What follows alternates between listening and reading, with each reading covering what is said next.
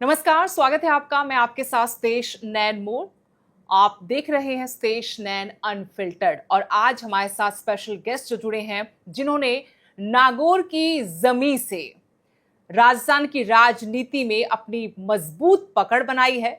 युवाओं के दिल की धड़कन है, जन जन की आवाज है, विरोध की ताकत है, सड़क से लेकर संसद तक जन आवाज बने हैं। वो है नागौर से सांसद आरएलपी के और आरएलपी के संस्थापक भी हैं श्री हनुमान बेनीवाल जी। बहुत बहुत स्वागत है आपका। धन्यवाद।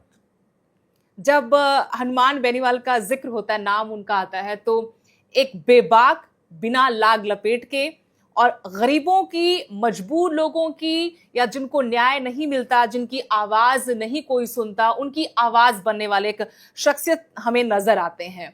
ये विरोध की राजनीति कहाँ से शुरू हुई? कहाँ से ये आपको संघर्ष करने का तरीका मिला, रास्ता मिला? देखिए, मेरे पिताजी लंबे समय तक विधायक रहे और मेरा पालन पोषण और जो बचपन है वो घर के अंदर राजनीतिक माहौल के अंदर हमेशा रहा।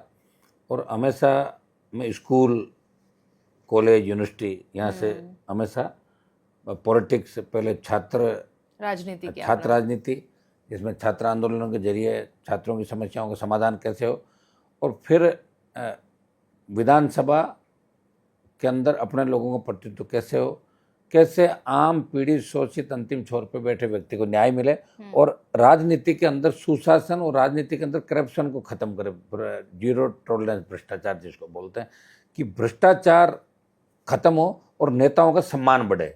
नेताओं को हर जगह जिस दृष्टि से लोग देखते हैं कि ये तो नेता है, पता नहीं क्या करता होगा, नेताओं का जो एक सम्मान लगातार घट रहा है। मेरी शुरू से ही इच्छा थी कि मैं कुछ व्यवस्था को परिवर्तित करूं, बदलूं। और जब मैं उस दौर में विश्वविद्यालय का अध्यक्ष था 97-98 के दौर के अंदर, तब राजस्थान विश्वविद्यालय का बहुत बड़ा क्रेज़ था। वहाँ जब राजस्थान के कोने कोने से, आपके हरियाणा स्टेट से बच्चे लोग LLB करने के लिए राजस्थान यूनिवर्सिटी को प्रिपेयर करते थे, और हमारा एक ही रहता था, जो बच्चा एडमिशन के लिए हमारे पास आए वो खाली नहीं जाना चाहिए। तो उसमें देखिए कई जगह नियम कायदे भी नहीं चले, हमने कैसे भी कराए, उन बच्चों के एडमिशन कराए। राजस्थान की विधानसभा में भी कम से कम वो जमाने के जो दौर था उसमें मैं निर्दलीय यूनिवर्सिटी का प्रेसिडेंट था, और उस समय गांव के लड़के बहुत कम अध्यक्ष बना करते थे। एक शुरुआती दौर उस समय आप कह सकते हो पहला सेकंड दौर ही था। और हमने प्रयास किया कि कोई भी गांव का बेटा बेटी आए, उसका admission Maharani college, commerce college, Maharaja college, Rajasthan college, law college या कैंपस के अंदर हो। गांव के बच्चे आते थे कि हमारा एक बार एडमिशन करा दो, हमारी बड़ी इच्छा है।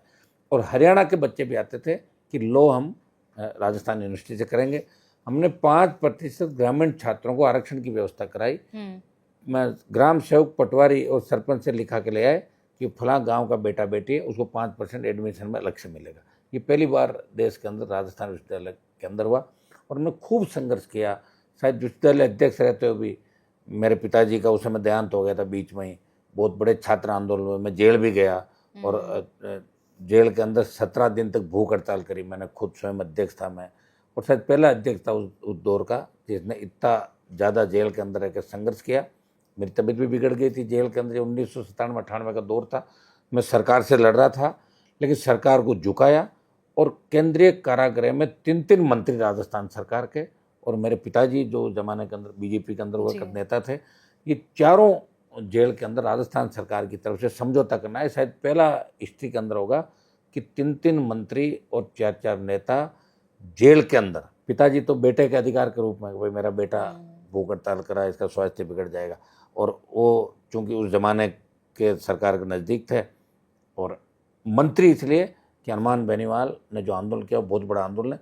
जो आंदोलन को सम्मान कैसे मिले, तो राजस्थान सरकार के 3 मंत्री 1998 के दौर के अंदर केंद्रीय कारागृह के अंदर आकर समझौता किया, और जितनी भी छात्रों की मांगें थी वो मैंने पूरी मनवाई। मैंने अध्यक्ष रहने के बाद ज़्यादातर लोग क्या करते हैं, वो MLA MP बनने के लिए भागते हैं और विश्वविद्यालय को छोड़ देते हैं। उस ज़मीन को इतना ही यूज करते हैं जितना अध्यक्ष बनने के समय उनके लिए होती। जैसे अध्यक्ष बना दूसरे कामों में किसी बड़े नेता को पकड़ लेते हैं, उसके पिछलगू बन जाते हैं, बड़े नेता के पिछलगू बन जाते हैं, बड़े नेता को पकड़ लेते हैं। और एक हमारे जितने भी अध्यक्ष है करीब के, मुझे कहना नहीं चाहिए, लेकिन जमीनों में कारोबारी हो गए, जमीनों पर कब्जा करना, ये करना, पैसा कमाना, ये अध्यक्ष के साथ यूथ की ताकत होती है, उस ताकत का दुरुपयोग वो करते थे। अच्छा। हमने कुछ भी नहीं किया। आज आप मानोगे कि मेरे पास देश में सबसे बड़ा यूथ है, लेकिन मेरे पास राजधानी में 1 इंच जमीन नहीं जयपुर के अंदर। वो 1000% जिसको कह सकते हो ईमानदारी से राजनीति कर रहा है। अब आप ये भी पूछोगे अगला सवाल कि जब ईमानदारी से करो तो काम क्या चल रहा है? काम नहीं चल रहा है, बहुत तकलीफ के दौर के अंदर है।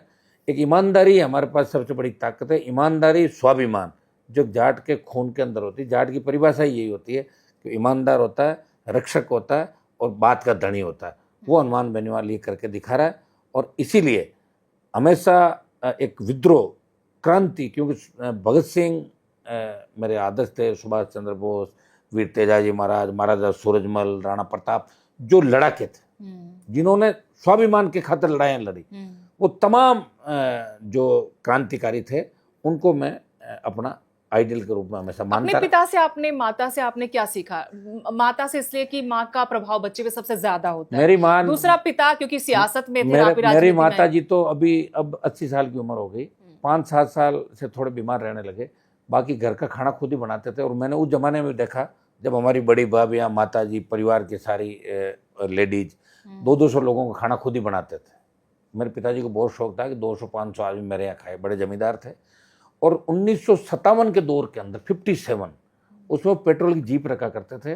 और उस समय राजाओं के, जहाँ जागीरदारों के बच्चे पढ़ते थे, उसी स्कूल के अंदर पढ़ा करते थे। जमींदार, अच्छा परिवार था, लेकिन उन्होंने हमेशा चुनाव लड़े, एक ईमानदारी की राजनीति की। उनसे मुझे सबसे ज़्यादा जो मिला वो जिद और ईमानदारी, 2 चीज़ें उनकी थी। वो जिद्दी थे और बिल्कुल ईमानदार थे। इसलिए जो पुराने हमारे बिजनेस थे उस जमाने के, वो सब इस राजनीति की भेंट चढ़ गए।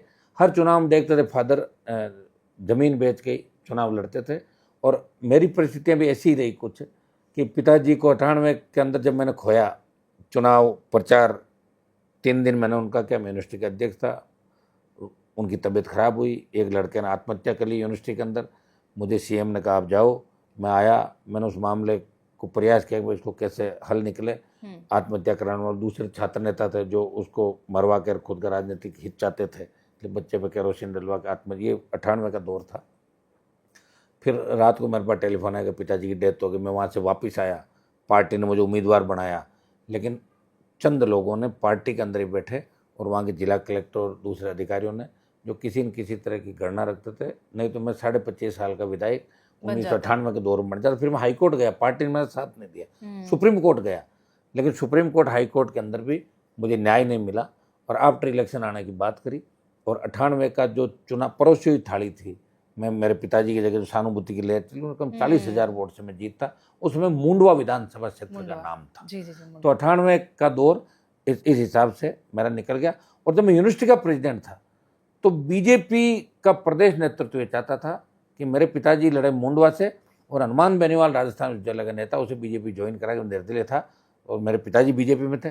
तो मुझे जयपुर के आसपास की एक सीट से टिकट देना चाहते थे। दोनों लड़े, लेकिन मैंने कहा कि मैं मेरे पिताजी को जिता के लाऊंगा, मैं बाद में बन जाऊंगा, अभी तो मैं 25 साल का बच्चा हूँ। तो पिताजी के प्रति जो मोह, परिवार के प्रति मोह, हमें कोई राजनीति की भूख नहीं थी भाई हम सब लड़े बने, ऐसा कुछ भी नहीं था। लेकिन ईमानदारी और जिद की कीमत तो आपके पिताजी ने भी चुकाई और आप भी चुका रहे हैं आज भी। पिताजी ने जब अस्पताल में भर्ती थे, मुझे एक बात कही थी कि बेटा अभी तू कांग्रेस ज्वाइन नहीं करेगा। उस समय मुझे NSY का प्रदेश का अध्यक्ष बना रहे थे 98 के दौर के अंदर। तब पिताजी से मिलने साहब सिंह जी वर्मा, मुख्यमंत्री भैरू सिंह जी शेखावत, और उस जमाने के 2-2-3 दिन चीफ मिनिस्टर अस्पताल आए थे। मुझे एक ही बात कही कि अगर कांग्रेस के अंदर तू अभी चला गया तो तू मेरा बेटा नहीं। अच्छा। अब बताइए, फिर मैंने उनके कहने से वही रखा। और 98 नवंबर के अंदर उनकी डेथ हो गई थी। और बहुत ही ज़्यादा मतलब इस तरह के व्यक्ति थे, हमेशा संघर्ष किया। 2 चुनाव जो हारे वो भी बहुत कम मार्जिन से यानी चुनाव हारे थे। होता ऐसा कि राजनीति में अगर पिता है, पहले से दादा है, तो विरासत मिलती है, लेकिन आपको संघर्ष मिला। आप ये कह सकते हैं कि संघर्ष। मैं नागौर इसलिए गया कि नागौर को मैंने क्यों चुना, आप इस पर आइए। मैं जयपुर के आसपास का कोई भी कॉन्स्टिट्यूंसी चुन लेता, मेरा नाम था, आसान भी रहता, कोई दिक्कत नहीं। मैं नागौर इसलिए गया कि नागौर के अंदर मृदाओं का जमाना था। और नागौर के लोग जब हम यूनिवर्सिटी में पढ़ते थे तो शिखर, झुंझुनू, भरतपुर, ये जाटों के बच्चे यहाँ ज़्यादा पढ़ते थे। और नागौर के हम बहुत कम 60-70 लड़के थे।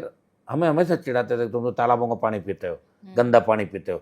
तो मैंने कहा मैं नागौर को ठीक करूँगा, वहाँ शिक्षा का स्तर सुधारूंगा। और जब 98 के दौर के अंदर नागौर गया तो फिर मैंने नागौर को अपना राजनीतिक क्षेत्र चुना। और वहाँ मैंने देखा, जब मैं स्पीच देता था कि बच्चों को पढ़ाओ, तो गांव वाले कहते थे हमारा टाइम मत खराब करो, बकरियाँ चराएंगे, आप बच्चों का समय मत। 98 का दौर, और अब नागौर का दौर देखो आप, 25 साल बाद का ये दौर, कॉलेज खुलाओ, यूनिवर्सिटी खुलाओ, सब्जेक्ट खुलाओ, बेटियों की कॉलेज अलग खुलाओ, ये हनुमान बेनीवाल ने बहुत बड़ी ताकत लड़ने की। नागौर, मुझे था कि मैं नागौर को आबाद करूंगा, नागौर को आज़ाद करूंगा, मारवाड़ को मैं मजबूत करूंगा। जहाँ मजबूती की आवश्यकता थी, शेखावाटी मजबूत था, शिक्षा के क्षेत्र में आगे था, हनुमानगढ़ गंगानगर ठीक था, हमारा इलाका भरतपुर ठीक था, अजमेर से चित्तौड़ और मारवाड़ का बेल्ट, जिसमें नागौर, बाड़मेर, आपका जोधपुर, पाली, ये इलाके हैं। तो यहाँ आज भी आप देखोगे तो शिक्षा का वो स्तर नहीं रहा जो इन इलाकों के अंदर है, शेखावाटी अंचल। मैंने ये तय किया कि मैं मारवाड़ को शिक्षा के क्षेत्र में आगे लाऊंगा, और मैं राजस्थान के किसान जवान इनको आगे लेके इनको इनका हक और अधिकार दिलाऊंगा। शुरू से मेरे मन के अंदर लगन थी, और इसीलिए मैं वहाँ संघर्ष करता रहा। 2003 के अंदर फिर मेरा टिकट वापस कटा। 99 में MP का टिकट दिया भारतीय जनता पार्टी ने, लेकिन जाट महासभा के समझौते के अंदर सीट चली गई। और जो जाटों का उस समय का चर्चित चेहरा था विजय पूनिया, जो बड़ा नाम था उसका, उसको भाई साहब कहते थे, उसको वहाँ उन्होंने उम्मीदवार बनाया। और फिर 98 के बाद 99 में मेरे साथ चोट हुई। फिर 2003 में वसुंधरा हमें दो में लेकर सब जगह घूमी। 2001 में कत्ल के झूठे केस के अंदर मेरे पूरे परिवार को गिरफ्तार कराया। वो भी हमारी समाज के नेता थे जो चाहते थे कि हनुमान आगे नहीं आई थी 302 के झूठे मुकदमे में। मैंने ही फ़ोन करके पुलिस बुलाई, मुझे ही मेरे परिवार को अंदर डलवा दिया सबको।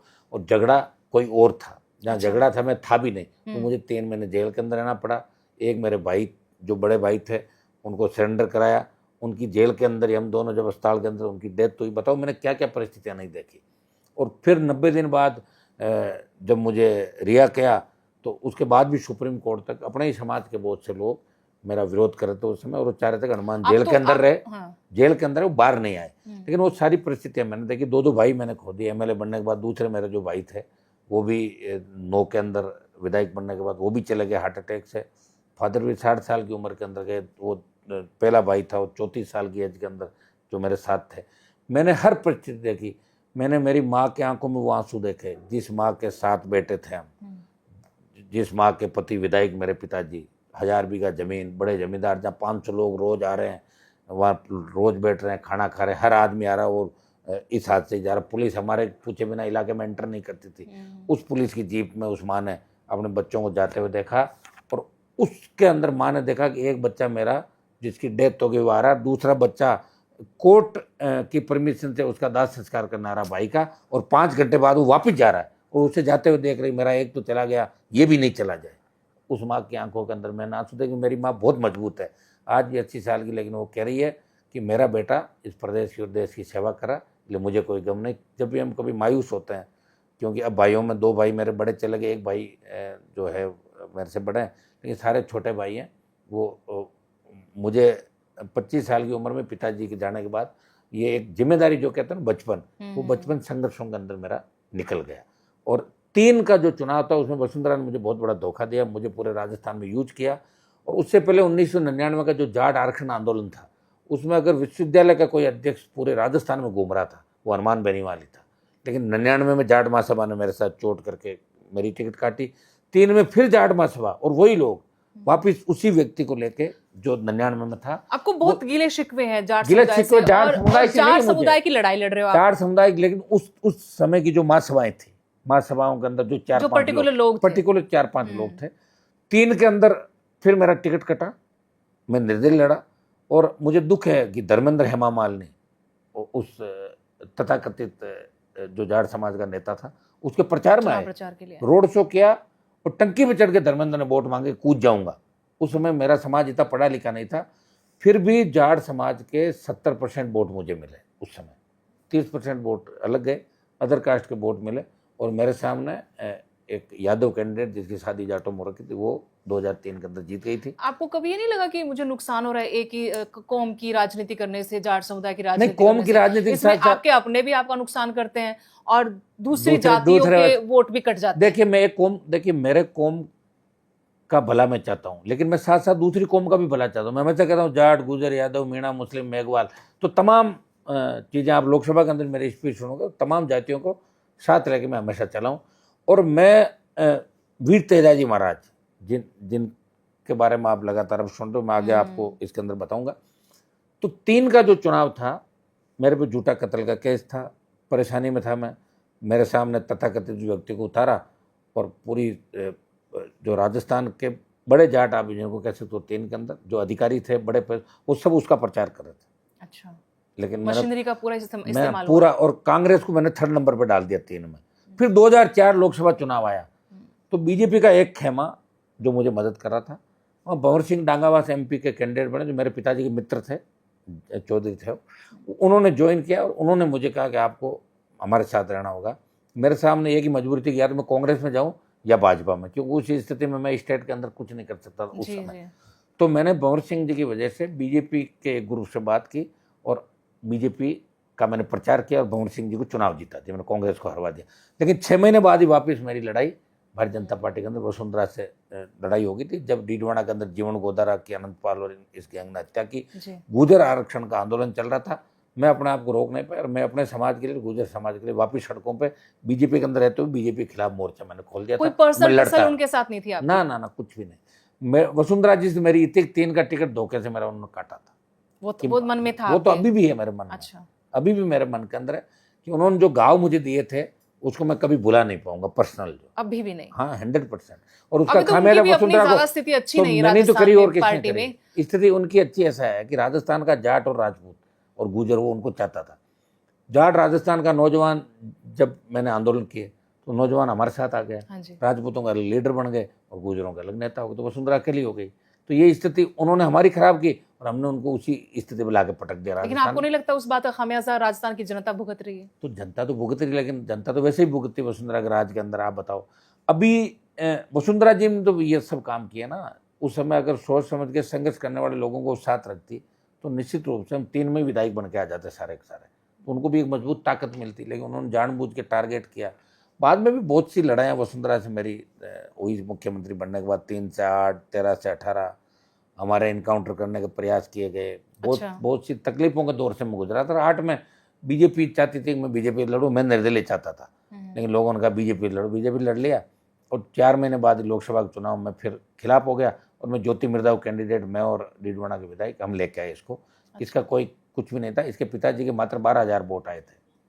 इसके ये बात आप बार बार बोलते हो कि ज्योति मिर्धा कोई नहीं थी, मैं बनाने वाला हूँ ज्योति लाया, मैं कह रहा हूँ इसको कोई नहीं जानता था साहब, थी नहीं। इसके चाचा और दूसरे जो हरिंदर मिर्धा और रिचपाल मिर्धा वो राजनीति में थे, तो ये तो गौण हो गया था परिवार। इसका परिवार तो गौण था, ये तो कुछ भी नहीं थे, नथिंग, जीरो। इसके जो चाचा थे भानु प्रकाश मिर्धा, उनको मेरे पिताजी ने बीजेपी चुनाव लड़ाया 97 में MP का, और वो जीत गए थे रामनारायण मिर्धा। ज्योति मिर्धा कुछ भी नहीं थी। रूपाराम डूडी और हमारा ये था कि हम किसी रामेश्वर डूडी कैंडिडेट चाहते थे, बीकानेर के जो अपने प्रतिपक्ष नेता थे, MP थे, और अशोक गहलोत और CP जोशी का कहना था कि रामेश डूडी को हम नहीं देंगे, रिचपाल हरिंदर। तो मैं बीजेपी में रहते हुए बीजेपी को हराना चाहता था। मेरा वापिस झगड़ा हो गया जीत के आने के 4 महीने बाद ही वसुंधरा से विधायक दल की बैठक में बिल्कुल आमने सामने हो गए, कई तरह की बातें हुई। तो मैंने कहा बीजेपी को हराऊंगा, तो कैंडिडेट कौन हो? फिर ये तय हुआ कि ज्योति। तो ज्योति के पिताजी मेरे पिताजी के अच्छे, उनका आन जानता दोस्त है, मेरे फादर भी नाथुराम जी के पहले साथ थे। तो मैंने कहा राम प्रकाश जी की बेटी है तो इसको ले आओ, और उसको हमने टिकट भी दिलाया और चुनाव भी जिता दिया। और चुनाव जिताने के 4 महीने बाद ही उसने पैंतरा बदला और हमसे झगड़े चालू कर दिए।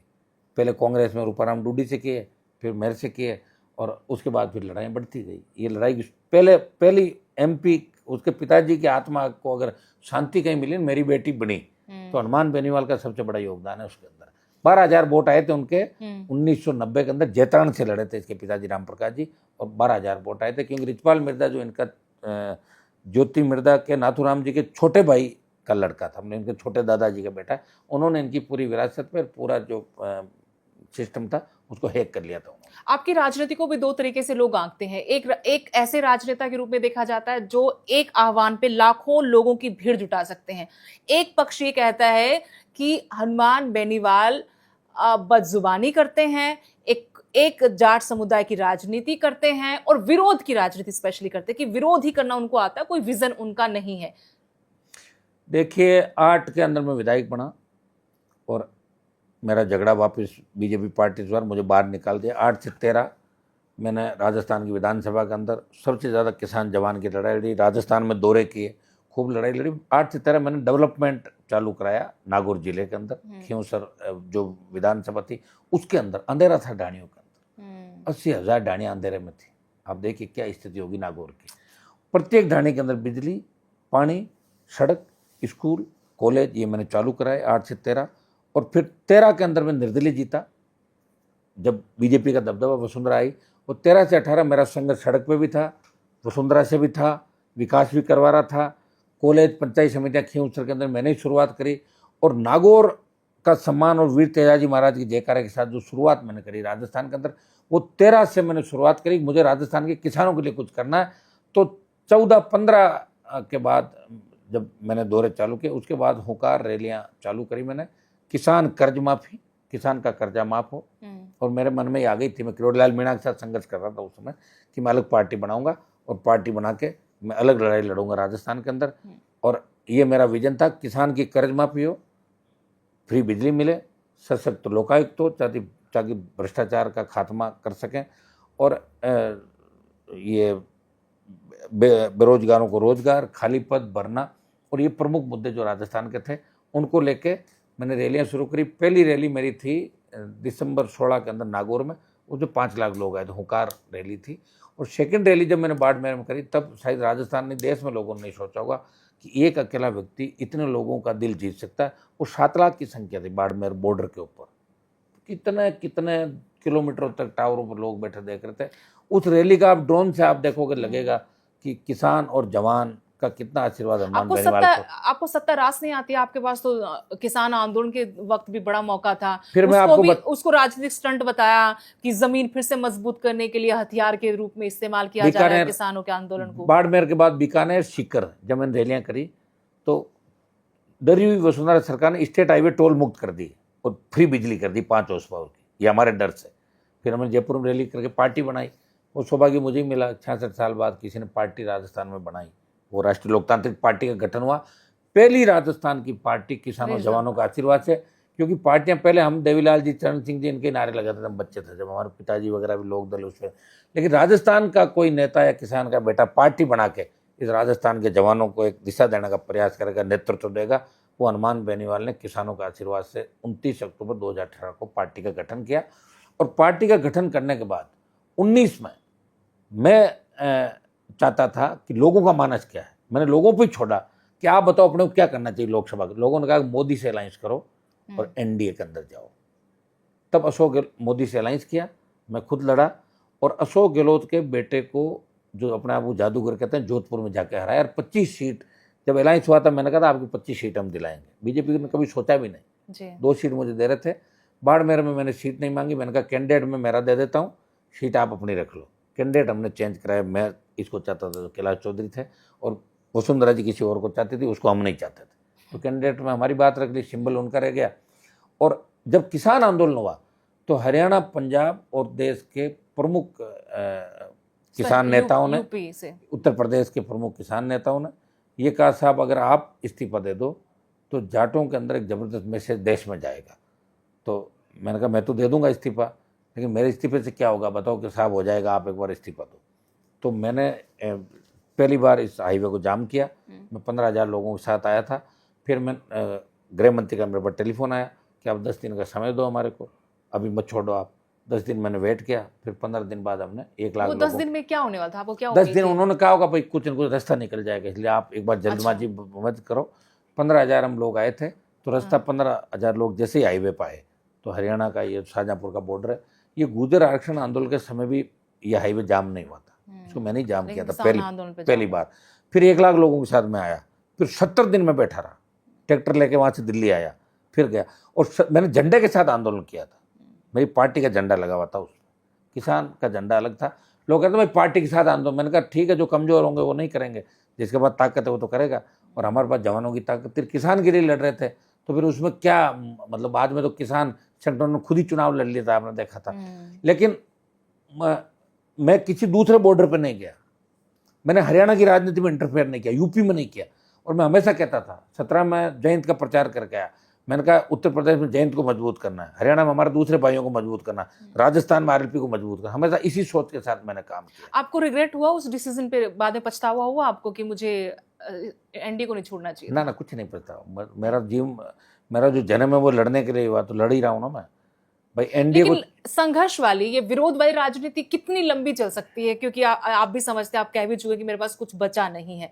ये सिर्फ युवाओं के बल पे कुछ लोग आपके साथ लगे हैं, उनकी संख्या ज्यादा भी है, लेकिन वो कब तक चलेगी? देखिए, पार्टी जैसे 3 सीट 18 के अंदर आई और लोगों ने सब कुछ किया।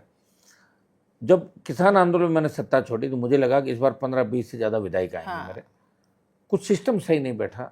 कुछ आप इसको भी मान सकते हो कि एक बार जो संगठन का ढांचा, या आप विश्वास हर किसी पे नहीं करते, हर को आगे नहीं लाते, आप अलग अलग सत्ता के जो केंद्र बनाते हो, जी भाई पावर को हाँ। आप बांटते नहीं किसी के अंदर। अब मेरे साथ क्या हुआ कि मैं लोगों को ज्यों आगे लाता हूँ भाग जाता हूँ छोड़ छोड़ के। ये मेरी मजबूरी भी है, सुनो, कि मुझे हर किसी अब तो मुझे हर चीज़ सोच समझ के रखनी, क्योंकि जिस तरह लोग भागे हैं छोड़ के, 100 से ज़्यादा लोग, इससे मुझे भी लॉस हुआ और लोगों को आरएलपी का लोग करें, आरएलपी में लोग आते हैं फोटो खिंचा के भाग जाते हैं।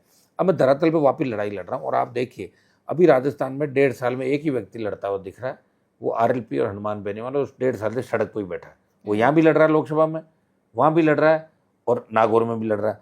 और लड़ते लड़ते उसने अपना सब कुछ खो दिया। विधानसभा के अंदर एक सीट नहीं है, लेकिन लोकसभा में वो कह रहा है कि मैं आखिरी दम तक किसानों में लड़ूंगा।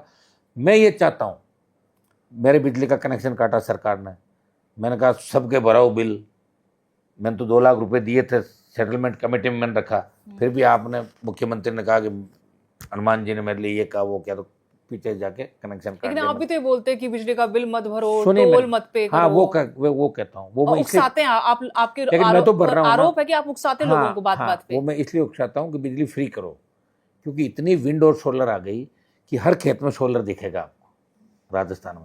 जब बिजली इतनी आ रही है तो फ्री करो किसान की बिजली, आधी करो घरेलू उपभोक्ता की बिजली। जब आप सारा खेजड़ियाँ काट काट के वो कर रहे हो, वहाँ पे सोलर में दे रहे हो, कितनी बिजली का उत्पादन आप कर रहे हो। और कर्ज माफ करो, टोल फ्री करो, ये तो मेरे मुद्दे हैं पार्टी के। तो फिर मैं यही तो कहूँगा, मैं कहता हूँ बिजली फ्री करो, और किसी को आवश्यकता है, किसी ने अगर बिजली चला ली तो बिजली चोरी नहीं मानी जाएगी। और खुद का खेत है और उसमें अगर उसने पत्थर निकाल के पेट भर लिया तो इलीगल माइनिंग नहीं। इलीगल माइनिंग मतलब कोई सरकारी जमीन में खोद रहा है, कोई गोचर में खोद रहा है, कहीं और कर रहा है, चोरी कर रहा है, वो इलीगल माइनिंग है। अगर आप किसान को छोटे पट्टे दो, आप सारी बड़ी कंपनियों को ला रहे हो, जो आपकी उपजाऊ जमीनें आप दे रहे हो, कोई भारतमाला में जा रही है, कोई एक्सप्रेसवे में जा रही है, कोई रेल में जा रही है, कोई फैक्ट्री में, तो हमारे पास ज़मीन कहाँ बचेगी। आप इसका क्राइटेरिया तय करो कि आप एक सीमेंट फैक्ट्री आप लगाते हो, जैसे मेरे लाइमस्टोन का बेल्ट है, वह एक सीमेंट फैक्ट्री लगा के जितना उत्पादन करते हो, जितने लोगों को रोजगार देते हो, वही काम ये करो कि आप हर किसान को उसके खातेदारी में पट्टे दे दो लाइमस्टोन के। तो एक किसान को अगर 15-20 बीघा का मिल जाएगा तो उसकी 7 पीढ़ी सुख पाएगी, तो उसका परिवार आबाद हो जाएगा। फिर वो भट्टे लगाता है तो एक भट्टे पे कितने लोगों को रोजगार मिल सकता है। तो हमारा अच्छा लाइमस्टोन का बेल्ट है, हमारे यहाँ पे बहुत खनिज संपदा है राजस्थान के अंदर। लेकिन दुर्भाग्य से जो भी राजनेता आते हैं वो अपने घर परिवार भरते हैं, अपने माइनिंग लीज करवा लेते हैं, माइंस करवा लेते हैं, और उसके बाद वो सत्ता के अंदर शामिल हो जाते हैं। हम लड़ रहे हैं। इस बार जो एक प्रमुख कारण ये भी था, पार्टी के अंदर हमने कोई सिस्टम नहीं किया, कोई क्राउड फंडिंग नहीं किया, 1 रुपया भी नहीं मांगा, स्वच्छता अभियान का भी 1 रुपया नहीं लिया। तो जो वो आप कह सकते हो वास्तव में ईमानदारी, वो आपको नजर आएगी। राष्ट्रीय लोकतांत्रिक पार्टी ऐसी पार्टी है जिसने इलेक्टोरल बॉन्ड को देखा भी नहीं, बाद में पता लगा इलेक्टोरल बॉन्ड है, हमने नहीं लिया, क्योंकि हमें पता था कि हमारा झगड़ा अमित शाह मोदी से है, हमारा झगड़ा कांग्रेस के नेताओं से भी है। क्योंकि इंडिया अलायंस के अंदर जब कांग्रेस ने इस बार अलायंस किया तो मेरे साथ तो अलायंस कर रहे थे, पीछे मेरी पार्टी का उम्मीदवार ले जा कांग्रेस ज्वाइन करा दी, पीठ में छुरा घोंपा मेरे। कांग्रेस भी मेरे से राजी ये नहीं। सब कुछ आपके साथ ही क्यों होता है? ये इसलिए होता है कि मैं हूँ, असली हूँ अभी। अच्छा, विश्वास जल्दी कर लेते हैं आप? हाँ ना, हनुमान बेनीवाल बड़ी ताकत है, एक आह्वान पे लाखों लोग इकट्ठे कर लेते हैं। हर पार्टी के जो नेता है वो अपने आप को कहीं न कहीं उनके अंदर ये आता है कि यार हम सेफ नहीं है, हनुमान जी के सामने हम बोने हैं, उनको ऐसा लगता है। तो हर व्यक्ति कांग्रेस बीजेपी का करीब करीब जो अपने लोग हैं उनको ऐसा चिढ़ लगती है उनको। बाकी मैं तो किसी से नहीं चिढ़ता। मैं तो 18 के अंदर भी जीते नौजवान है, कई नेताओं की नेतियों की 18 मदद की, जो मेरे घर मदद मांगना आया, और पानी चाय का कप भी मैंने नहीं पिया, मदद की। 23 के अंदर भी मदद की, लेकिन वो मुझे सड़कों में गालियाँ देते घूम रहे हैं। मेरी गाड़ी पे तो अटैक भी करवाया अपने समाज के लोगों ने। उस समय अगर मैं समझदारी से काम नहीं लेता तो लड़के आपस में मारे जाते, कितने लड़के मर जाते बताओ, लेकिन मैंने गाड़ी का कांच फोड़ा है, चल दिया। मैं कभी ये नहीं चाहता कि समाज का नुकसान और मेरी वजह से जरा सा भी कुछ ये होगा, हनुमान जी के रहते हुए ये हो गया, तो मैं अपने आप की वो मानता हूँ कि एक बार गलत है। एक और बड़ा मौका आया था कि बहुत हलचलें हो गई थी, सरकार गिरने वाली है, सचिन पायलट मानेसर आकर बैठ गए थे, उसमें आपकी कितनी बड़ी भूमिका थी, कितना 3 बड़ा रोल एमएलए था? मैंने सचिन पायलट को मानेसर नहीं दिए, गृह मंत्री कहने से मैंने बीजेपी का सपोर्ट किया कि हम अशोक गहलोत के खिलाफ वोट करेंगे। 3 विधायक मानेसर के अंदर जो विधायक थे वो सचिन पायलट के और बीजेपी बीजेपी की डील थी जो भी थी। आपके सिर्फ मुझे 3 को लेकर डील मेरी 3 ना मेरे 3 विधायक बीजेपी के साथ थे, कोई बीजेपी के डील साथ। नहीं थी। गहलोत की सरकार गिराना चाहते थे हम भी, मेरे 3, मेरा गहलोत से यूं था पंगा था। वसुंधरा जी के साथ भी आपका ऐसे गहलोत के साथ भी था, वो तो था मेरा, और अब आप कहते हैं कि भजनलाल के साथ, भजनलाल के साथ उससे भी ही ज्यादा ऐसा है। भजनलाल और के भजनलाल और साथ। गहलोत आपस में मिलते भी हैं, ये तीनों ही मिलते हैं आपस में। अब तो वसुंधरा मिलते हैं। भजनलाल तो नहीं मिल रहे, लेकिन भजनलाल और गहलोत मिले हुए, और वसुंधरा भी अब मिल लेगी इनसे, मिल लेगी। ऐसा मुझे लग रहा है। तो मैंने 3 विधायक दिए और एक विधायक और भी मैं देखिए, मैं जिसके साथ लगता हूँ ना पूरी ताकत के साथ सब कुछ खो देता हूँ मेरा, जिसके खिलाफ होता हूँ उसको भी उसकी औकात दिखाता हूँ, बहुत पीछा करता हूँ कि हर व्यक्ति। क्या उस टाइम पे सचिन पायलट फैसला नहीं ले पाए, ये बड़ी गलती रही? देखिए सचिन पायलट 18 के अंदर जब हमारे 3 विधायक बने, सचिन पायलट ने मुझे कहा कि आप एक बयान दो कि मैं 3 विधायक पायलट को देने को तैयार हूँ अगर पायलट को सीएम बनाए। अच्छा। कांग्रेस तब एक विधायक का झगड़ा था, तो मैंने कहा सचिन पायलट को मैं 3 एमएलए कांग्रेस को सपोर्ट के लिए तैयार है, अगर पायलट सीएम बनते तो आरएलपी के 3 विधायक इनके साथ हैं, क्योंकि गुजर समाज से आते हैं और जाट और गुजर भाई है, ये भी तेजा जी का जयकारा बोलते हैं, हम भी बोलते हैं, तो पायलट सीएम होना चाहिए, ये मैंने बोला। और दोबारा सरकार गिराने के समय मैंने उसका साथ दिया, लेकिन पायलट ने कभी बदले में साथ नहीं दिया। मेरी नुकसान मुझे कितना हो, पूरा प्रयास पहले भी किया और आज भी वो कर रहे हैं, गहलोत भी कर रहे हैं और पायलट भी कर रहे हैं, और तीसरे जो कांग्रेस के लोग वो भी कर रहे हैं। फिर भी मैं दिल्ली के अंदर इंडिया अलायंस के अंदर हूँ, बीजेपी के खिलाफ हूँ। तो अभी जो उपचुनाव है उसके अंदर कांग्रेस पार्टी ने बीजेपी से हाथ मिला के मेरी सीट को हराया और 4 दूसरी सीटों को हराया था। इन फ्यूचर हम देख सकते हैं कि अगर आपके पास ऑप्शन आता है कांग्रेस और बीजेपी, तो फिर क्या किसकी तरफ जाना पसंद करेंगे आप? अभी तो कुछ भी नहीं, अभी तो जंग होगी बड़ी। अभी तो हम दिल्ली घेरने का प्रयास करें अग्निवीर वाले मामले पे। अभी जैसे पेपर लीक की घटनाएं चली, तो हम 3 महीने से 95 पेपर दिन लीक से, में तो राजस्थान सबसे ऊपर है, तो सबसे ऊपर, लेकिन संघर्ष मेरा सबसे ऊपर है पेपर लीक के खिलाफ। आप देख रहे हो 95 दिन से धरने में बैठा हूँ, बड़ी रैलियां कर दी, जेल भरो आंदोलन कर दिए, यहाँ भी मामला उठा रहा हूँ, वहाँ भी उठा रहा हूँ, अब ऑल पार्टी मीटिंग में उठा रहा हूँ। मैं चाहता हूँ SI भर्ती रद्द हो और पेपर लीक की घटनाओं पर रोक लगे और RPSC का पुनर्गठन हो, ये हमारे प्रमुख मुद्दे हैं। कांग्रेस सरकार के टाइम पेपर लीक हुए, पहले वसुंधरा जी के टाइम में तो कांग्रेस ने पर्दा डाला, अब कांग्रेस टाइम में तो बीजेपी तो सत्ता में इसी बात को लेकर आई कि हम इन घटनाओं को रोकेंगे, SI भर्ती रद्द करेंगे, ये करेंगे, वो करेंगे। मेरा बजरी माफिया के खिलाफ भी बड़ा संघर्ष हुआ, बजरी माफिया का दिमाग ठीक किया मैंने, जो कांग्रेस बीजेपी को जेब में रखता था।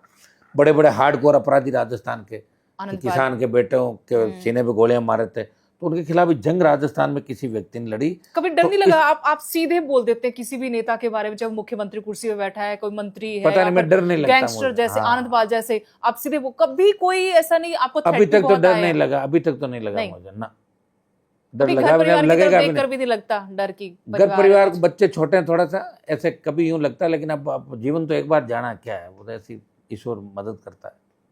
हम कोई गलत काम नहीं करता ना, सबसे बड़ी बात है गलत नहीं, जो गलत करता है वो डरता है। हमने गलत नहीं किया इसलिए डर नहीं लगता, और इसलिए ईश्वर की कृपा भी मेरे ऊपर है। आप देखिए राजस्थान, पहले यूपी हरियाणा दिल्ली से राजनीति चलती थी राजस्थान की ओर। हम बच्चे थे तो चौधरी चरण सिंह, देवीलाल जी के जो भी गाय बछड़े का चिंता है वो था, मेरे पिताजी उस दौर के थे। तो देखिए हरियाणा यूपी दिल्ली से राजनीति उधर चलती थी, और मैं सौभाग्यशाली हूँ कि मुझे वो अवसर मिला कि मैंने पंजाब हरियाणा यूपी के किसान आंदोलन में अपनी जो ये आंदोलन था उसमें अपनी आहुति दी। उस आंदोलन के अंदर उनके काम आया, लोगों की सोच बदली कि राजस्थान के अंदर भी लड़ाके हैं, राजस्थान के लोग लड़ाके। लेकिन सबसे बड़े लड़ाके तो राजस्थान की धरती पर हुए। क्या वो सो गए थे? उनको ऐसा, सियासत ऐसी है देश की राजनीति की, राजस्थान की धरती पे हमारा सूरजमल सुनिए, वो सबसे बड़े लड़ाके थे, लेकिन इतिहास में अभी भी सूरजमल जी को जो स्थान मिलना चाहिए वो देश में नहीं मिला। महाराणा प्रताप ने स्वाभिमान की लड़ाई लड़ी। बाकी राजस्थान के अंदर ज़्यादातर गुलाम ही हुए, मैं आपको बता दूं, और पॉलिटिकल सोच लोगों की राजस्थान में अभी भी तीसरे मोर्चे के लिए नहीं। अब कोशिश कर रहे हैं, ये नौजवान चाह रहा है, नौजवान बदलना चाहता है। हरियाणा, यूपी, दिल्ली की तरह राजस्थान में नई नई पार्टियां नहीं बनी, नए लीडर नहीं मिले लोगों को, दलाल जरूर मिले, नेता नहीं मिले। नेता उनको मिला है, तीसरा मोर्चा तो कभी रहा ही नहीं। आपको अभी लगता है कि इसमें कुछ कामयाबी आपको अभी मिलेगी तो बना ही तीसरे जाएगा मोर्चे में? फाइनल 100%। मतलब कांग्रेस और जो बीजेपी पार्टी है, ये इन पार्टियों से हटके परंपरागत अभी हम पार्टी- पंचायत चुनाव लड़ रहे हैं। पिछली बार मैंने पंचायत चुनाव लड़ा था, 5 प्रधान मेरे बने थे। और अच्छा। पंचायत चुनाव लड़ने वाले मेरी पार्टी पहली अवसर मिला कि एक पार्टी लड़ रही जिसको राज्य मान्यता प्राप्त दल है। मेरे को मान्यता है 29 तक, मेरा सिंबल रिजर्व है राजस्थान में। तो पंचायत चुनाव के अंदर तय हो जाएगा कि हम धरातल पे कितने मजबूत है। अभी संगठन नहीं है, मैं कोशिश कर रहा हूँ कि संगठन को जल्दी खड़ा करूँ, और पंचायत चुनाव से तय हो जाएगा कि स्टेट में हम क्या रहेंगे। अगर अच्छी स्थिति में रहे तो निश्चित रूप से आने वाली सरकार हमारी होगी। संगठन नहीं होने का भी नुकसान होता होगा, लोग तो इकट्ठे हो जाते हैं रैलियों में, प्रदर्शनों में, देखिए, लेकिन संगठन वोट नहीं होने का ये डाल नुकसान पाते। है कि हर जगह लोग मेरी डिमांड करते हैं। हर कोई फोन पे मेरे से ही बात करना चाहता है, हर कोई मेरे साथ फोटो। अब एक आदमी कहाँ कहाँ जाए, बहुत लंबा राजस्थान है। मैं तो प्रयास करके जगह तो दिया, सबको जगह दिया, लेकिन उनको एक जगह लाके और वोट में कन्वर्ट करना, इसके लिए संगठन की आवश्यकता है। तो संगठन के लिए मैं पूरा प्रयास कर रहा हूँ। संगठन के साथ साथ हमारी जैसे छात्र संगठन, जिस तरह कांग्रेस बीजेपी का, उस तरह जो हमारा राष्ट्रीय लोकतांत्रिक पार्टी का बने, और एक महिला संगठन, ये दोनों अगर मजबूती से हो जाए तो निश्चित रूप से राजस्थान की फिजा। राजस्थान के हर गांव में, हर मोहल्ले में एक ही बात चलती है कि कांग्रेस बीजेपी का इलाज करो। हनुमान जी सबसे मजबूत नेता है, लेकिन वो वोट में कन्वर्ट करना है, वो कैसे करें, उस दिन आ जाएगी। आज तो मुस्लिम भी, एसी भी, तमाम तबके चाहते हैं कि राजस्थान में बदलाव हो, क्योंकि दोनों सरकारों ने जम के लूटा। 70 साल राजस्थान के अंदर लूट खसोट हुई, और उन लुटेरे नेताओं के खिलाफ अगर सड़क से लेकर सदन तक किसी ने आवाज़ उठाई तो हनुमान बेनीवाल ने हमेशा विधायक रहते हुए, बिना विधायक यूनिवर्सिटी अध्यक्ष रहते हुए और सांसद रहते हुए न्याय की लड़ाई लड़ी, और अन्याय के खिलाफ हमेशा मोर्चा खोलते हुए आपने मुझे देखा है। और मेरे ज़्यादातर आंदोलन रातों में भी होते हैं। आप देखिए, रात को 2 बजे, 3 आधी बजे, रात को आप जेल से 5 बाहर आ बजे जाते हैं। बाहर आ जाते हैं। सरकारों को झुकाता हूँ, बुलाता हूँ, और आम आदमी को रात दिलाता हूँ। मुझे बहुत आनंद आता है जब मैं किसी की मदद करता हूँ, और जब उसकी जीत हो जाती है तो मुझे और ज़्यादा खुशी होती है कि भाई मैंने ये काम, ईश्वर ने मुझे इस लायक बनाया। मेरे वहाँ घर पे आप देखिए, जन सुनवाई में 10-10 हज़ार लोग आते हैं, एक दिन में 15,000 लोग सुनवाई के अंदर, रोते हुए आते हैं, हंसते हुए जाते हैं। और ईश्वर की कृपा से, तेजाजी महाराज की कृपा से, अधिकारी भी जो ईमानदार लोग राजस्थान, वो मेरी बात सुनते हैं। उनको पता है हनुमान जी अपने लिए नहीं लड़ रहे हैं, वो राजस्थान के लिए लड़ रहे हैं, किसान के लिए लड़ रहे हैं, जवान तो के कुछ लिए लड़ लोग रहे ये हैं। भी कहते हैं कि हनुमान बेनीवाल जो हैं वो मुख्यमंत्री तो अपने आप को देखना नहीं चाहते, वो तो किंग मेकर तक ही खुश है, बस कि उनको किंग मेकर ही बनना है।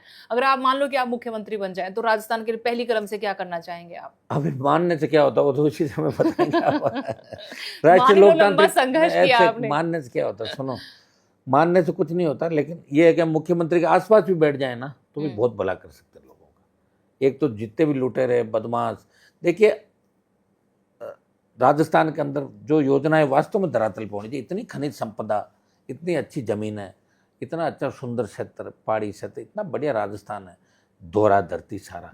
अब तो तेल भी निकल रहा है हमारे वहाँ, लिथियम, मैं टंगस्टन की बात कर रहा था, बार बार सर्वे कर रहा है, लिथियम आ रहा है नागौर के अंदर, मार्बल वहाँ देख लो आप, राजस्थान का ग्रेनाइट आप देखिए, राजस्थान के अंदर आप हर चीज़ देखोगे ना, अलवर भिवाड़ी से लेकर बाड़मेर तक, गंगानगर से डूंगरपुर तक, आपको हर तरह की संस्कृति, हर तरह की संपदा, अथाक संपदा राजस्थान के अंदर है। लेकिन वो रोजगार के साधन अभी भी सर्जित नहीं हुए, क्योंकि यहाँ के नेताओं ने कभी ध्यान रख, आना जाना। कोई तो राजनेता आपको पसंद होगा, कोई मुख्यमंत्री अभी तक राजस्थान के मुख्यमंत्रियों में तो मुझे पसंद नहीं थे, कोई भी पसंद नहीं अभी तक। जैसे नेताओं में चौधरी कुंभाराम आर्य, अच्छा, बड़े मजबूत नेता थे, वो बात के धनी थे, करो या मरो।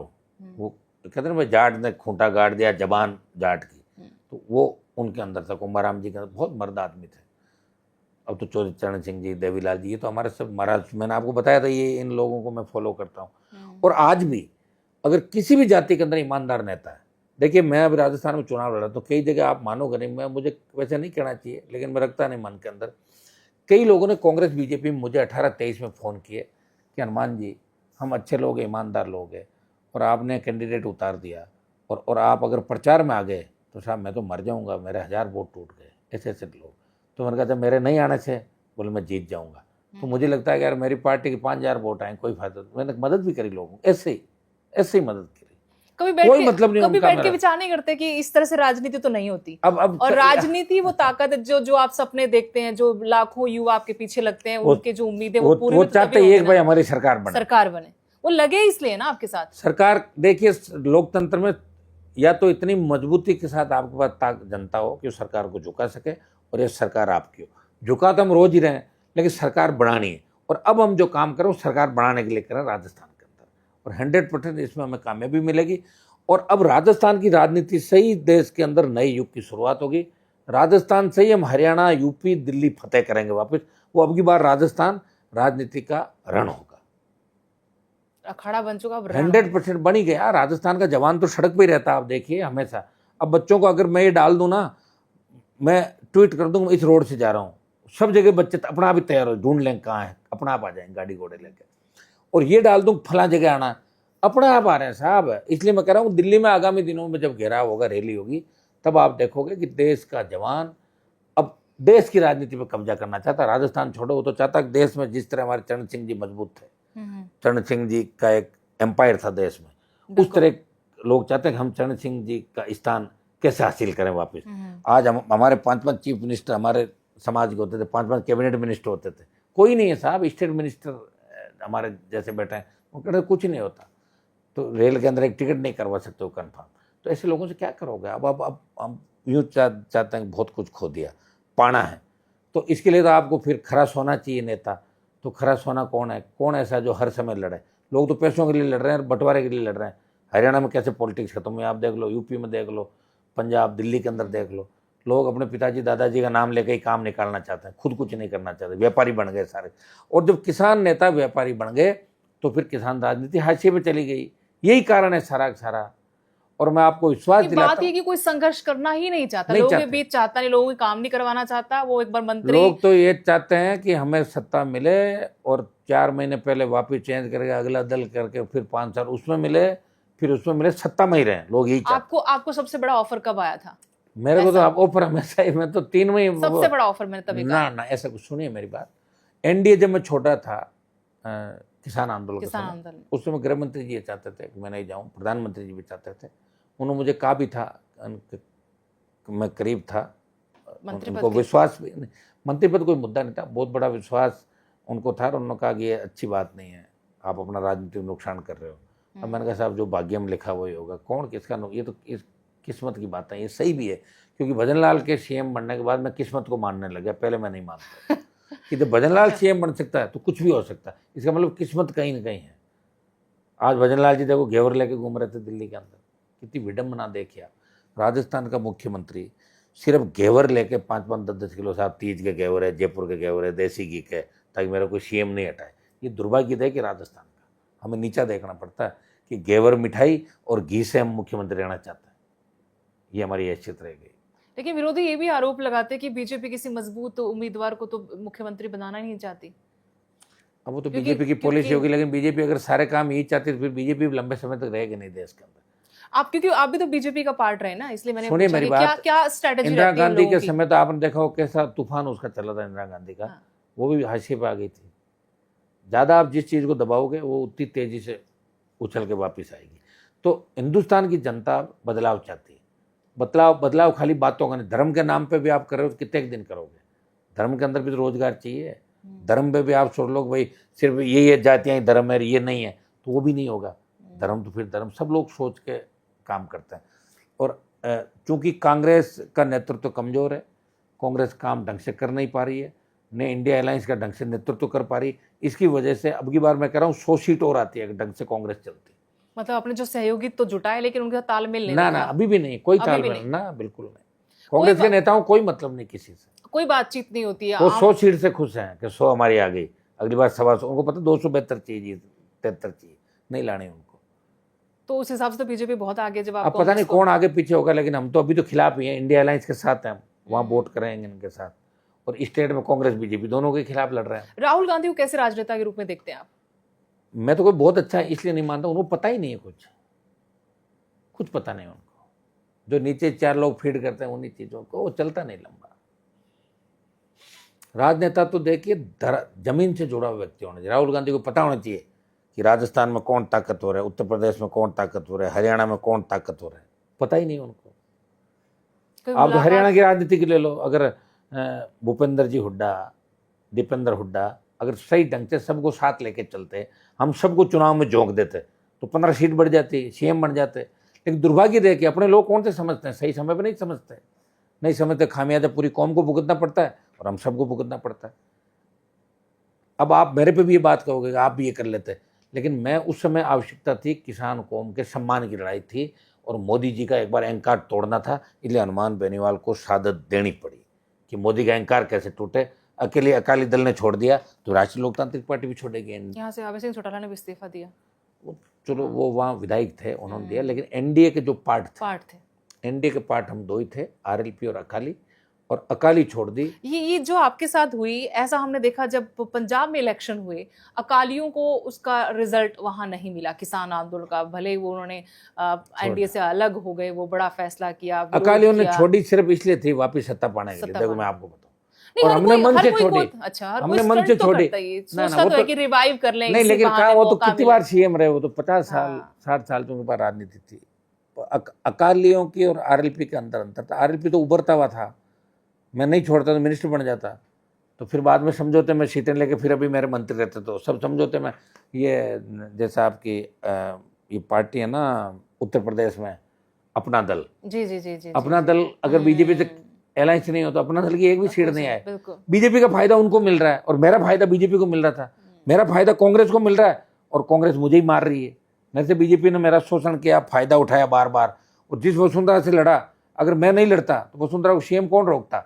उसका तो वही क्रेज था कि भजन लाल जैसे लोग। कई लोग डरने तो नहीं लगे आपसे कि जो बड़ा कद है उसी से भिड़ जाते हैं? अब पता नहीं हो गया क्या हो जाने, लेकिन ये है कि हमने जिनके खिलाफ लड़ाई लड़ी और जो लोग सबको घर बैठा दिया आपने। हाँ, ये तो करीब करीब एक लड़ाई में समय लगा, लेकिन आज तक लड़ाई हमसे कोई जीत नहीं पाया। बड़े से बड़े धुरंधर, चाहे कोई जादूगर हो, चाहे गए जादूगर एक बार हरा दिया ना, सब महारानी जादूगर सब डाउन हो गया ना। सचिन पायलट का कैसा फ्यूचर लगता है? कुछ नहीं राजस्थान में, ना कुछ नहीं, संघर्ष के नेता नहीं है, पूरा एयर कंडीशन दिल्ली और विदेश। उनको मुख्यमंत्री बना दो बस, कह रहे थे मुझे। मैंने कहा आप क्या चाहते हो कि बस सीएम बन जाए एक बार। अभी तो कई बार मुझे फोन किए, कॉफी पियेंगे 3 दिन बाद, वो 3 दिन इनके तो आए नहीं कभी, क्या अगले बार मिलते हैं बेनीवाल जी सीएम हाउस में, कॉफी पीते हैं। आप सपने लेते हैं वैसे सपनों पर तो अधिकार नहीं है, सपने तो कोई भी ले सकता है, इधर हर आदमी का अधिकार है, रो कौन रहा है। लेकिन सचिन पायलट को जिस तरह अपने पराये कौन है वो पहचान उनको नहीं। हमने तो बहुत साथ दिया, बहुत मतलब मौका था उनके पास एक टाइम, वो हो सकता था, टीम जोड़ सकते थे। राजस्थान में एक दौर जब आया, किरोड़ीलाल मीणा, हनुमान बेनीवाल, घनश्याम तिवाड़ी, 18 के अंदर। डॉक्टर साहब छोड़ गए, फिर घनश्याम जी चले, मैं अकेला रह गया, फिर भी 3 एमएलए ले आया। उस समय हम तीनों रहते तो 50 एमएलए लाते, 23 में रहते तो 125 ले आते। लेकिन कहीं न कहीं पॉलिटिकल समीकरण, ऐसी स्थितियाँ भौगोलिक दृष्टि से रही कि एक दूसरे के साथ नहीं दे पाए। मैं वही हूँ, मैं जहाँ था वही हूँ, लगातार लड़ रहा हूँ, और एक अंतिम लड़ाई 28 की मैं और लड़ूंगा। अंतिम लड़ाई आपकी 28 की? अब अंतिम लड़ाई इसलिए कि 28 के बाद उम्र भी धीरे धीरे बढ़ रही है ना, फिर बार बार थोड़े जगेंगे तो जाग जाएंगे, फिर नहीं तो कभी नहीं, तो जगे हुए सो जाएंगे, फिर जो पुराने जगह वो सोने लग जाएंगे। नया ये आदमी तो जग रहा है, लेकिन जो ज़्यादा जगह वो सो जाएंगे। फिर वही आपने कहा, लोग थक जाते हैं, विपरीत रहते हैं। सही बात है, लोग सत्ता के अंदर लोगों को आनंद भी आता है कि रिलैक्स रहता है। हम तो कभी रिलैक्स रहे ही नहीं, कब दिन कब रात, परिवार, तकलीफ। आप देखिए, नहीं, वो जो जोश भी आपके साथ आता है ना, वो चाहे किसी एक तबके का हो या यूथ का हो, वो भी तो एक उम्मीद में आपके साथ लगा हुआ कि हमारी आवाज को बुलंद कर रहे हैं हनुमान बेनीवाल। देखिए देश में सत्ता नहीं होगी तो कितनी आवाज देश में किसान राजनीति एफआईआर रद्द करवा दोगे, कोई मांग मनवा दोगे उनकी। देश में किसान राजनीति हादसे पे चली गई। जाट आरक्षण आंदोलन जब हरियाणा के अंदर, बहादुरगढ़ तक में आया था, मैं विधायक था उस समय, और यहाँ जब लड़ाई झगड़े देखे इन नेताओं के तो मैं वापस चला गया। मैंने कहा यहाँ अपन मंचों पे कोई मतलब नहीं, यहाँ तो आपस में संघर्ष दूसरा हो गया। और हरियाणा के नेता अगर चाहते तो आरक्षण आंदोलन के अंदर जो बलिदान बच्चों ने हमारे दिया, आरक्षण मिल भी जाता और एक वो लिखी जाती। आज भी मैं कहता हूँ गुर्जर आरक्षण आंदोलन राजस्थान और जाट आरक्षण आंदोलन हरियाणा, ये हिंदुस्तान के सबसे बड़े आरक्षण आंदोलन, जहाँ शहादत देके हरियाणा के जाट जब आंदोलन में थे तो मिलिट्री पीछे हट गई थी डरते हुए। तो आप इसे अंदाज लगा सकते हो कि हमारी कौम के अंदर तो लड़ाके हैं, लेकिन हमारे लीडर है उनके जंग लग गई। तो लीडर को कैसे तैयार करें? पैसे का खेल आ जाता है बस सारा। अच्छा, लीडर जैसे आगे बढ़ता है वो नतमस्तक हो जाता है, प्रणाम करके अपने आका के गुलाम बन जाता है। तो हम ये चाहते हैं कि इसलिए पार्टी अलग बढ़ाने का प्रयास किया, लेकिन लोगों को भी इस बात समझ में नहीं आ रही। लेकिन पार्टी बिना पैसे कहाँ चलेगी? तो अब उसका क्या इलाज? संगठन बनाना तो उसके लिए पैसा चाहिए आपको, संगठन का पैसा चुनाव लड़ना चाहिए, तो चुनाव के लिए चाहिए पैसा आपको। चाहिए, आप सही कह रहे हैं। तो अब कोई नया करेंगे क्राउड फंडिंग, या बैठ के कैसे कर सकते हैं, इस बार करेंगे कुछ ढंग से लोगों को मजबूत। कोई आइडिया नहीं आता आपको? क्योंकि आम आदमी पार्टी भी तो ऐसे खड़ी हुई थी, उन्होंने तो आप आज सही कह रहे हैं, उन्होंने तो बहुत पैसा भी कमाया और वोट भी लिए। वो तो मीडिया की देन है ना, मीडिया ने बहुत दिखाया उनको। मेरे को मीडिया 1 महीना दिखा दे लगातार सही, तो ही मैं सरकार बना लूँ 1 महीने में। मीडिया आपको नहीं दिखाता अच्छे से? एक वो थोड़ी दिखाता, वो जो मैं आज मानो सोशल 5 मीडिया लाख की रैली करता हूँ, वो तो नहीं मीडिया दिखाते। थोड़ी लिखेगा, मीडिया लिखेगा बड़ी भीड़ उमड़ी। लेकिन सोशल मीडिया पे तो आप दिखते हैं ना। सोशल मीडिया तो बाद में आया ना, अब आया तो अब- दिख ही रहा हूँ मैं। सोशल मीडिया तो है ही लेकिन कुछ सारा। लोग ये भी कहते हैं कि हनुमान बेनीवाल तो सोशल मीडिया पर दिखने के लिए या फिर हाइप क्रिएट करने के लिए, हेडलाइंस बनाने के लिए बेतुकी बयानबाजी करते हैं, कभी नहीं गुस्सा करते हैं, कभी नहीं नाजायज करता, बातें करते हैं, उकसाते हैं युवाओं को, और भाषणबाजी ज्यादा होती है। देखिए- विजन नहीं है, वो ये कहते हैं कि विजन नहीं इनके पास। मेरा तो पूरा ही विजन है। मैं तो कह रहा हूँ कि जैसे राजस्थान में मान लो आरएलपी की सरकार बन जाए तो पूरा ही विजन है। कर्जा माफ कर देंगे, टोल फ्री कर देंगे, बिजली माफ कर देंगे, हो गया ना विजन। और क्या चाहिए? बेरोजगारी खत्म हो जाएगी, रोजगार देंगे लोगों को। ये कुछ लोग जो पैसा इकट्ठा कर रहे हैं वो कुछ लोग नहीं करेंगे, जनता में चला जाएगा, तो अपना आप ही जनता मजबूत हो जाएगी। आप गुस्से के बहुत चर्चे होते हैं, ये सिर्फ पब्लिक लाइफ में गुस्सा है, पर्दे के पीछे, राजनीति के पीछे कैसे है हनुमान बेनीवाल? नहीं तो रिलैक्स रहते मैं हैं? गुस्सा इसलिए करता हूँ कि मैं जो लड़ाई लड़ रहा हूँ चाहता हूँ ना, वो आसपास सीरियस के लोग नहीं इस बात चढ़ को रहे, समझ नहीं पा रहे हैं। इसलिए कई बार आदमी गुस्सा आता है, रोबोट थोड़े, मैं भी तो आप आदमी अपने हूँ ना। लोगों पे भी गुस्सा हो जाता है। एक मैं- मंच का वीडियो बड़ा वायरल हुआ था हाँ, कि आपने वो बच्चों बच्चे ने क्या उठा लिया मैंने और क्या प्रेम से उनको, कोई ऐसा मेरा मकसद नहीं था। प्यार करता हूँ तो कभी ऐसे थप्पी दे दी, लोग अरे थप्पड़ मार दिया। थप्पी होती है, थप्पड़ थोड़ा ही होता। थप्पी तो अपने यूं देते हैं ना बच्चे के भी। लेकिन आपसे मैं ये पूछना चाहती हूँ कि राजनीति से परे की जिंदगी कैसी है? मतलब वो व्यक्तित्व कैसा है जो आज तक शायद दुनिया के सामने ना आए? उसमें कोई उसमें किस तरह के बहुत इमोशंस? बहुत सिंपल बेसिक सीधा। एकदम। बच्चों के साथ, बच्चों से बहुत प्यार करता हूँ। मेरे बच्चों के साथ देश का कहीं का भी बच्चा और आम आदमी, मैंने कभी अपने आप में किसी तरह का वो महसूस नहीं किया कि मैं नेता हूँ या पार्टी का बॉस हूँ या वो हूँ। ये कभी मैंने फीलिंग मेरे पास नहीं आने दी। मैं इतना ही चाहता हूँ, हर व्यक्ति से अपेक्षा करता हूँ मेरे से झूठ नहीं बोले, और कोई छोटी मोटी गलती भी कर दे मुझे बता दे साहब चूक होगी। कोई झूठ बोलता है तो फिर मैं उसकी गहराई तक जाता हूँ। झूठ से मुझे सख्त नफरत है, झूठ से और बेईमानी से, ये मुझे नफरत है। अगर राजनीति में नहीं आती फिर क्या करते आप? वकालत करते हैं, कुछ खेती बाड़ी करते हैं, क्या करते हैं? कभी ऐसे बैठ राजनीति के में सोचा अगर कि मैं नहीं राजनीति आता, करता, मैं ये करता?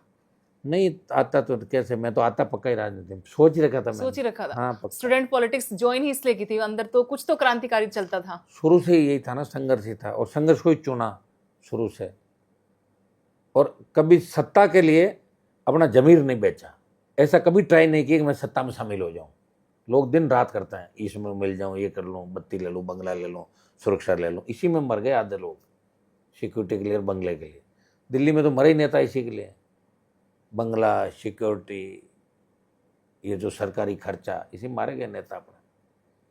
लेकिन इसके अलावा कुछ आपको वैसे मनोरंजन के लिए कभी आप बैठते हैं तो क्या देखना को? फिल्म बच्चों के देखना, साथ मैं बच्चों देख के लेता हूँ टाइम- टीवी। हाँ, अच्छा, बच्चों के साथ टीवी देख लेता हूँ। कोई ऐसे मान लो पुलिस, आर्मी के कोई हो, पुलिस की कोई इन्वेस्टिगेशन जैसे होते हैं, सीआईडी इन्वेस्टिगेशन कोई दूसरे, और वैसे मैं लड़ाई वाली मूवी ज़्यादा देखता हूँ। हाँ मैं बता रहा हूँ, अच्छा, ये फाइटिंग नेचर वहां पर भी नहीं, काम मैं करता शुरू है? से ऐसी देखता हूँ। ठीक है, जैसे बॉर्डर मूवी होगी उस सारी देखते हैं ना, सारी जो भी क्रांति, वो फिल्मों में क्रांतिकारी। अच्छी, जो ये फिल्म होती है ना बिना लड़ाई वाली, उसमें मैं टाइम खराब नहीं करता। मैं देखता अच्छा। नहीं हूँ बिल्कुल नहीं, मैं नहीं देखता, वास्तव में नहीं देखता। तो वैसे सिनेमा के शौकीन है आप? अभी देखते हैं? सिनेमा इतना घर वक्त में मिल तो पाता जाके है? कम देखता हूँ।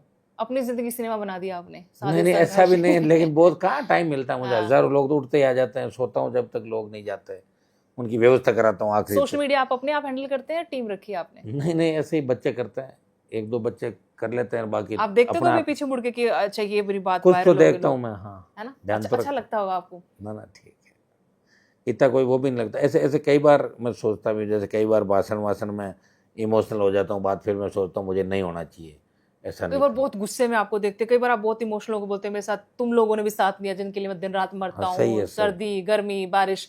अभी हमने जयपुर का रण देखा था आपका, तो वहां पर भी इतनी गर्मी में आप बच्चों के साथ लगे हुए थे, तो बार बार आपके अंदर से चीजें आती हैं बाहर। खुशी दुख। मुझे इस बात की है कि राजस्थान का और मेरे समाज का मान और सम्मान मैंने देश के अंदर बढ़ाया, इसमें कोई दो राय नहीं।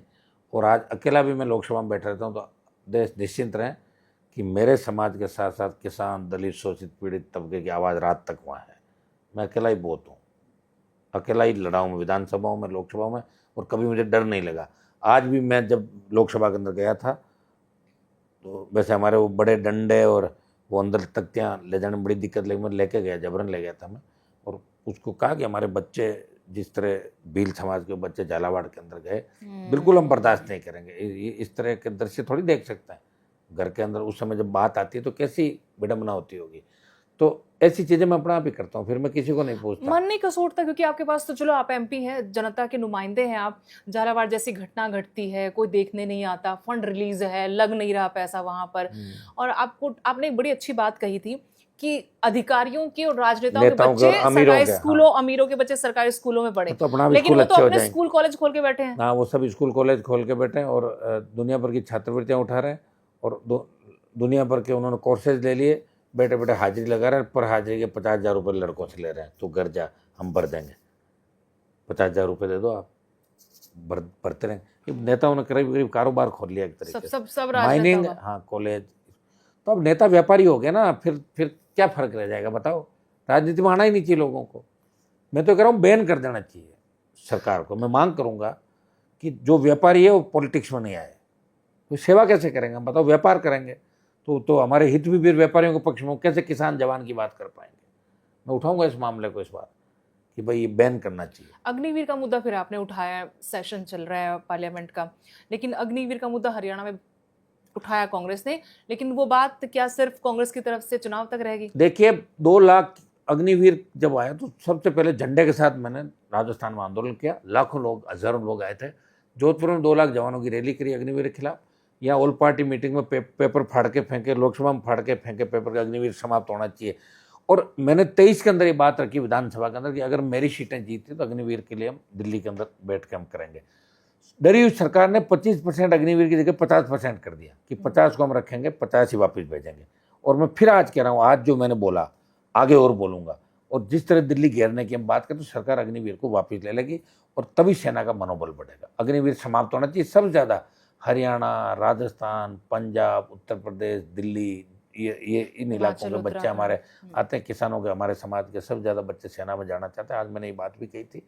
और अग्निवीर समाप्त होना चाहिए, ये हम पुरजोर तरीके से मांग। कौन सी राजनीति ठीक है? गठबंधन की राजनीति में रहना पसंद करेंगे आप, सत्ता में रहना पसंद करेंगे, या फिर अकेला, जिस तरीके से मैं तो चाहता हूँ कि अकेले राष्ट्रीय लोकतांत्रिक पार्टी की सरकार बने, अकेले की, मैं ये चाहता हूँ।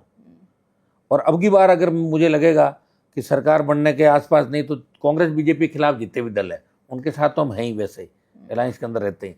कई जगह ऐसे इलाके हैं जहाँ आरएलपी का प्रभाव नहीं किसी और पार्टी का, तो वहाँ तो हमारा गठबंधन अपना आप ही है जो दोनों दलों के खिलाफ लगाओ। लेकिन इस बार हम कोशिश करेंगे कि राजस्थान की सत्ता पे कैसे कब्जा करें, ये हमारा प्रयास रहेगा। और 1-1.5 साल बाद आपको राजस्थान में नजर आएगा कि राष्ट्रीय लोकतांत्रिक पार्टी बड़ी ताकत के रूप में राजस्थान के अंदर आगे बढ़ चुकी है।